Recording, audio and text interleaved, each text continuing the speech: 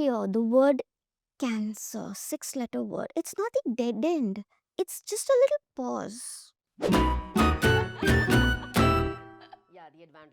Words cannot do justice to the superpower these women possess. They have dealt with impossible challenges, faced their worst fears, and still managed to convert all that pain into power. And we're so lucky to have them in our studio today. These very cool women, breast cancer warriors, Vrinda, who is a fitness coach, and Dr. Sonal, who is an eye surgeon and a vitreo-retinal surgeon. Vrinda, you mentioned 10 days before you were diagnosed with breast cancer, you were actually trekking in Chandrashila, Uttarakhand. Yes. What happened when you got the diagnosis?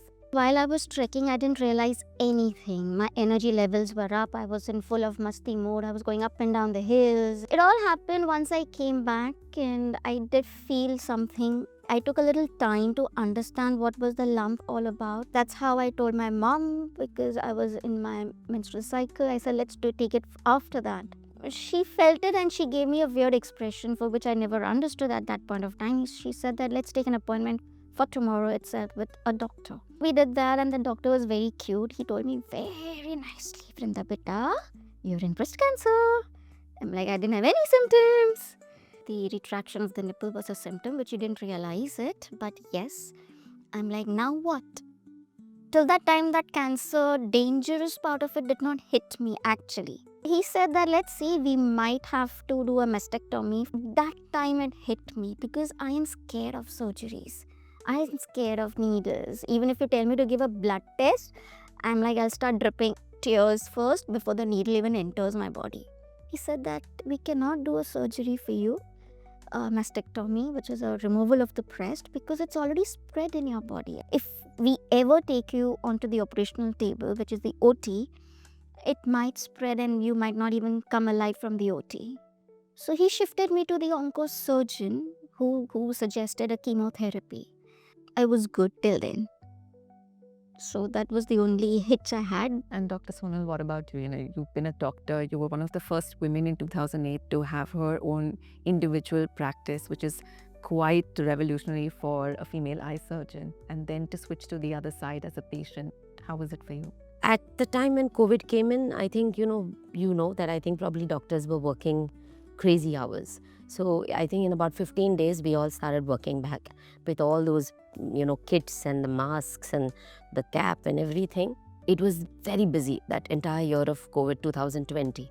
So not realizing that, there was something happening inside my body. There were no symptoms like Vrinda said. I didn't have any hair loss, no weight loss. I was just busy working and then managing the house and everything. Around 15th February, I noticed a small lump. Now, I was 48 at that time. So normally as a doctor, I will recommend also to everybody that I used to always get my mammography, sonography once a year. I got it done in 2018, which was an absolutely normal report. No genetic history in my family for breast cancer. That was 46. I thought I'll do it in 19, but I skipped it and 20 came COVID. So I didn't do it. In 2021, around Feb, I noticed a lump. Thought I'll wait for 5 days. I was not menopausal yet. And I got my cycles and the lump didn't go. So considering the fact that it may be just a fibroadenoma, thinking with no history and the last mammo report so normal, I went for a mammo sono alone. Okay, and obviously because of all friends, and I saw it myself and I realized that this is not a good sign. And I think the journey then started from there. In 2021, got detected with stage 4 metastatic breast cancer and already spread to 9 places. The life that I've already seen with so many patients battling so many issues, I think as a doctor, you have that some kind of, strength within you. The only thing that I did at that time was I said, I'm not going to use my knowledge. I'm going to submit myself, submissive to my doctors, have complete faith in what they want to do for me. And we started the entire procedure, everything. But yes, I was on the better side of the cancer. I was on disease that is known as triple positive, which is where you're responsive to estrogen, progesterone, and the HER2.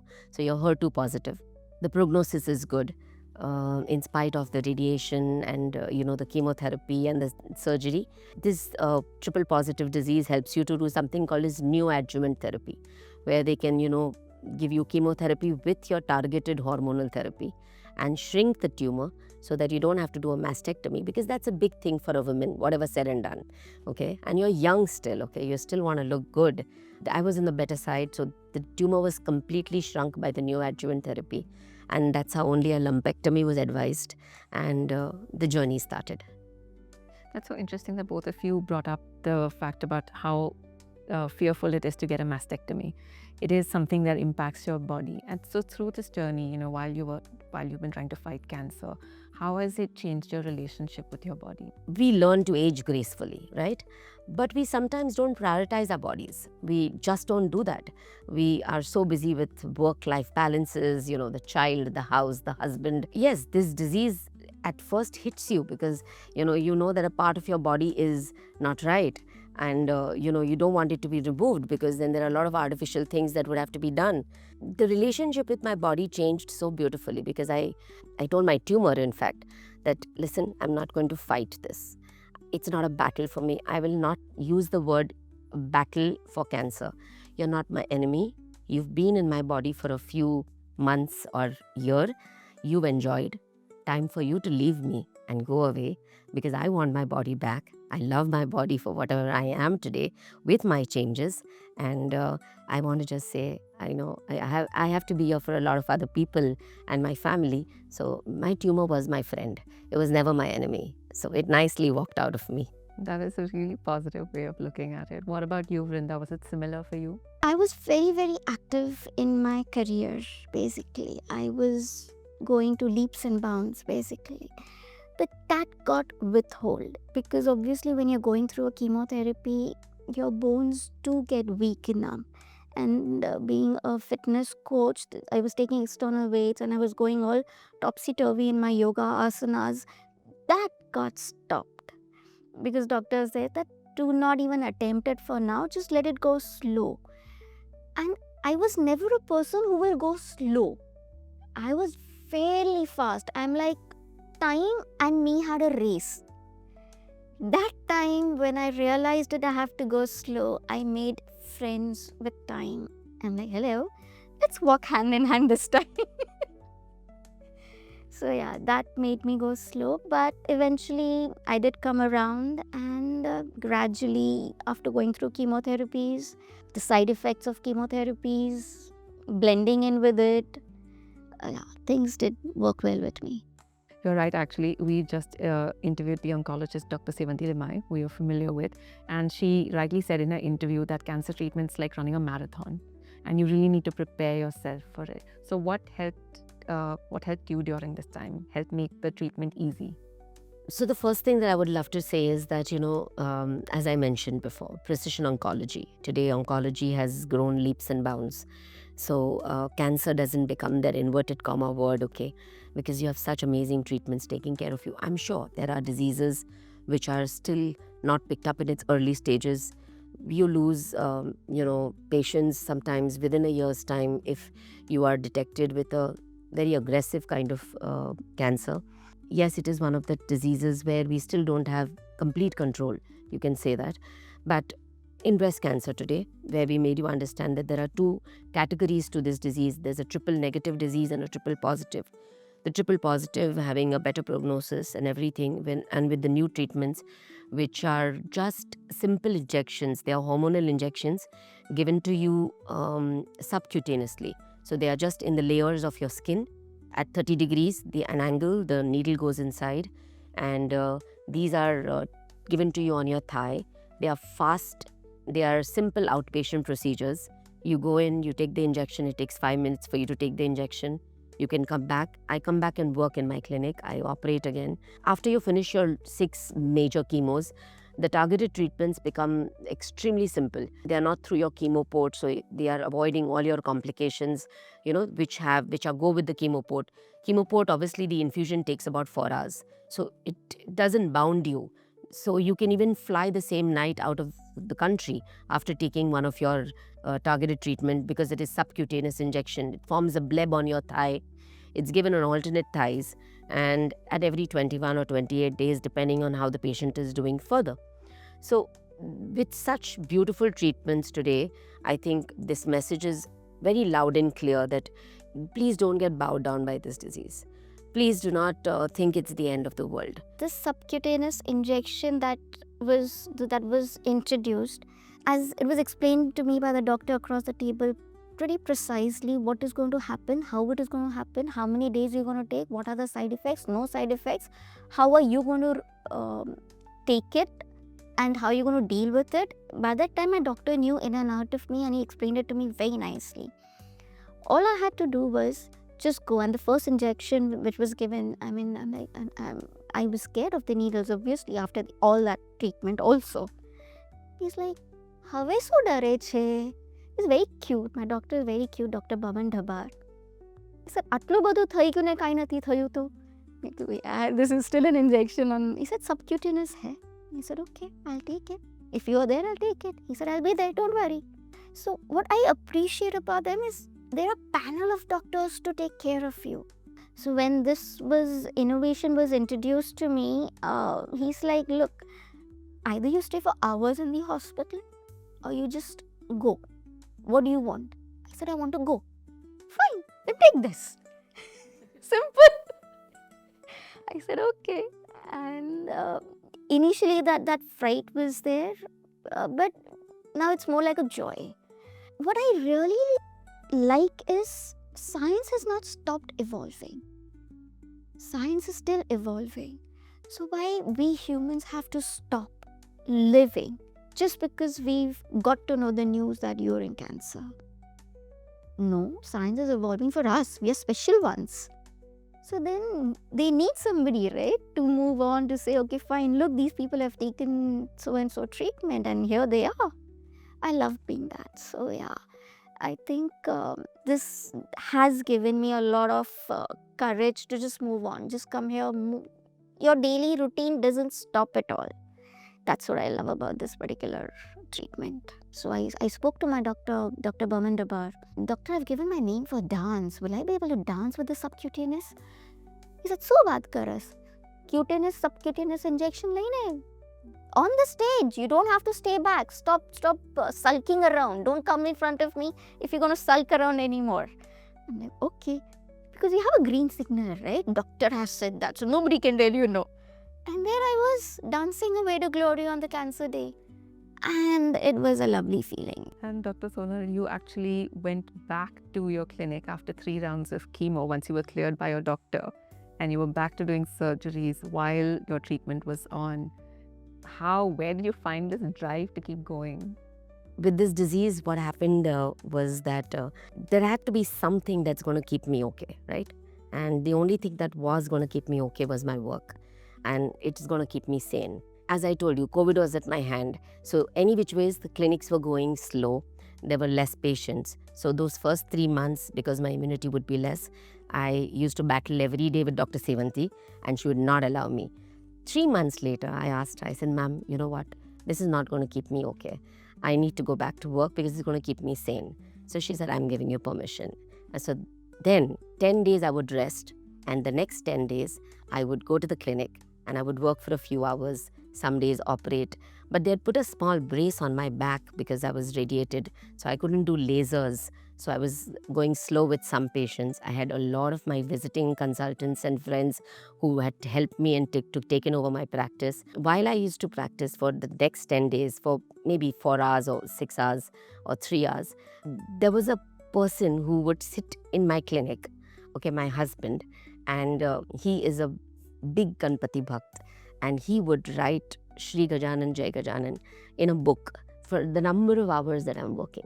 So there was so much power of prayer, okay, because he said that I don't understand medicine, the only thing I can do is pray. So much power of prayer, so many patients who waited for me that, because at that time we just told them that Dr. Sonal is having a back problem. And they waited, and when I got back to the clinic, they were there. They said, "We want treatment with her, we'll wait." So that faith of your patients, your staff, your everything, it just was a beautiful drive. And it just told me that it's so much love around you and so many people who trust you for your work. You've got to get back and you've got to be there. So I think my work kept me so happy. Yes, it was difficult because chemo does make you very weak. It drains you. You become very listless in the first 10 days. But as I must tell that today's drugs are much better and the treatments are much better. But with these treatments, another fear that a lot of women have is that they lose their hair. Yes. How did you react to that? So I was known as the girl with that gorgeous straight long hair. I was like, oh, that eye surgeon, that long hair, and I obviously, all of us went through this condition where, you lose your hair completely. I got lucky because COVID was there, so I was wearing a cap. My patients didn't realize that I was losing hair. But yes, with me, I would not see myself in the front of a mirror because it's not only about losing your hair, but you lose your eyebrows and your eyelashes and everything. So you feel very different when you look at yourself in the mirror. They say the hair is your ego. Okay. So you as a human being are humble, but sometimes diseases like these, just teach you to be so much more humbler in life because they just take away your ego completely. It does take a toll on you. You know that it's going to come back. So when I started getting hair back, it was beautiful. Like I've always had straight hair. I started getting a lot of curly hair. And then I got different hairstyles. Okay, then I got a short boy cut. Okay, and then I got a short shoulder cut.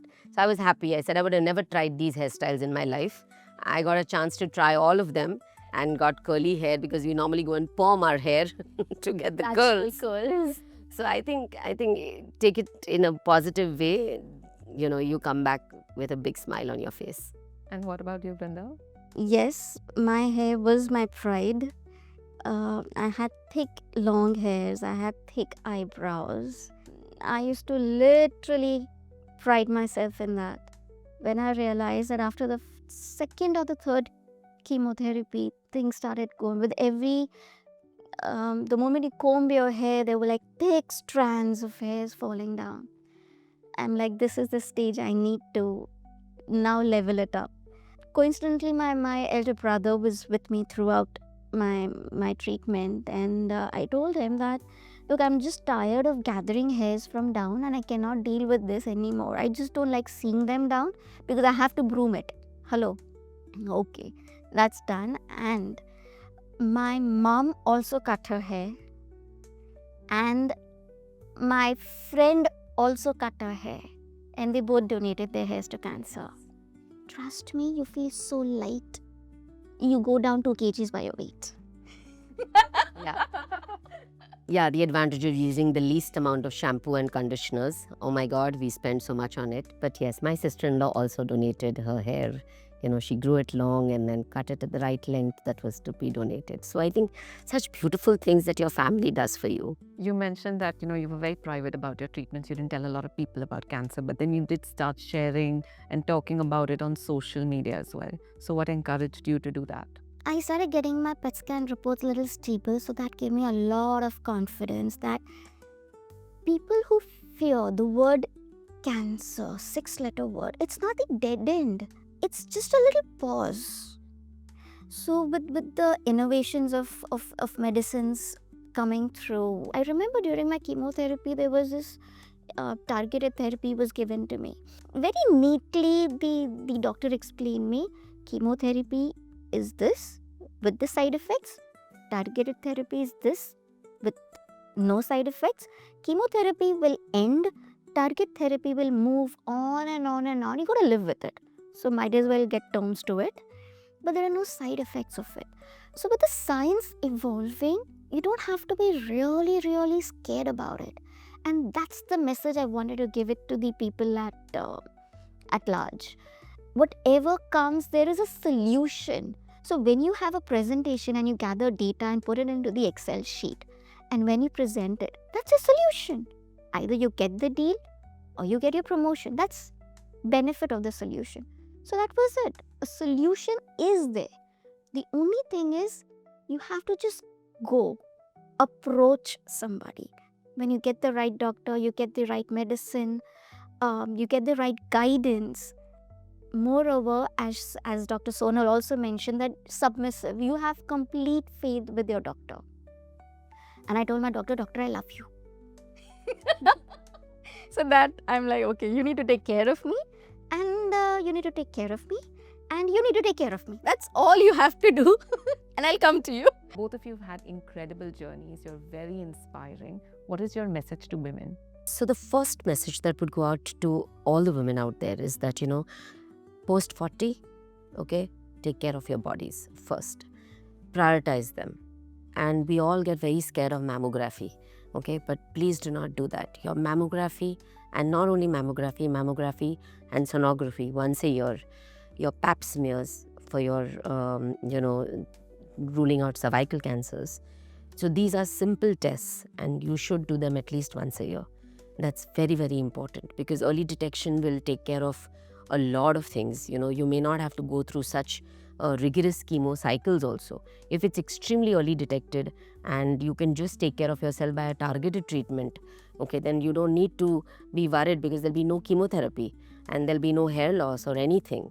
So that's extremely important for us. So please go out there and do that. Yes, I must also thank a lot of these companies who are making these targeted drugs today. They are giving so many advantages to patients by making treatments lifelong free after a certain number of injections.